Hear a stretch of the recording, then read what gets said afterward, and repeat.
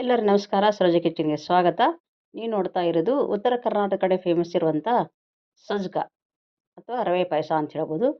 ಒಂದು ಪಾತ್ರೆ ಇಟ್ಟು ನಾನು ಅದಕ್ಕೆ 1.5 ಲೋಟ ನೀರು ಹಾಕ್ಕೊಂಡಿದ್ದೀನಿ.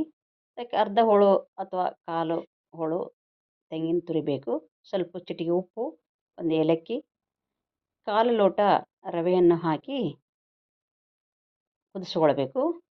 ನೀವು ಇದಕ್ಕೆ ಸಣ್ಣ ರವದಿಂದ ಮಾಡ್ಬೋದು, ಚಿರೋಟ ರವದಿಂದ ಕೂಡ ಮಾಡ್ಬೋದು. ಅದು ಗಂಟಾಗುವ ಸಾಧ್ಯತೆ ಇರುತ್ತೆ.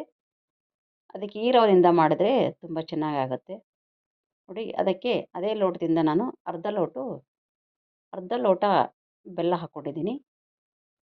ಸರಿಯಾಗಿ ಕುದಿಬೇಕು. ದಿಢೀರ್ನೇ ಸ್ವೀಟ್ ತಿನ್ಬೇಕು ಅನ್ನಿಸ್ದಾಗ ಅಥವಾ ಮಕ್ಕಳು ಬೇಡಿದಾಗ ಮಾಡಿಕೊಡುವಂಥ ಒಂದು ಸ್ವೀಟ್ ಅಂತ ಹೇಳ್ಬೋದು. ಆರೋಗ್ಯಕ್ಕೆ ಕೂಡ ಇದು ಒಳ್ಳೆಯದು ನೋಡಿ. ತುರಿದ ಕೊಬ್ಬರಿ ತುರಿ, ಒಣ ಕೊಬ್ಬರಿ ತುರಿ ಇದ್ದರೂ ಪರವಾಗಿಲ್ಲ, ಹಾಕ್ಕೊಳ್ಬೋದು. ಅಥವಾ ಇದು ಬಾಯಲ್ಲಿ ಸಿಗುತ್ತೆ ಅಂದರೆ ಇದನ್ನು ಮಿಕ್ಸಿ ಮಾಡಿ ಕೂಡ ಹಾಕ್ಕೋಬೋದು. ಹಸಿ ಕೊಬ್ಬರಿ ತುರಿನ ಮಿಕ್ಸಿ ಮಾಡಿಬಿಟ್ಟು ಆಮೇಲೆ ಒಂದು ಏಲಕ್ಕಿಯನ್ನು ಪುಡಿ ಮಾಡಿ ಹಾಕಿದ್ದೀನಿ ನೋಡಿ. ಮತ್ತೊಂದು 2 ನಿಮಿಷ ಇದು ನೀಟಾಗಿ ಕುದ್ದುಬಿಟ್ರೆ ಸಾಕು.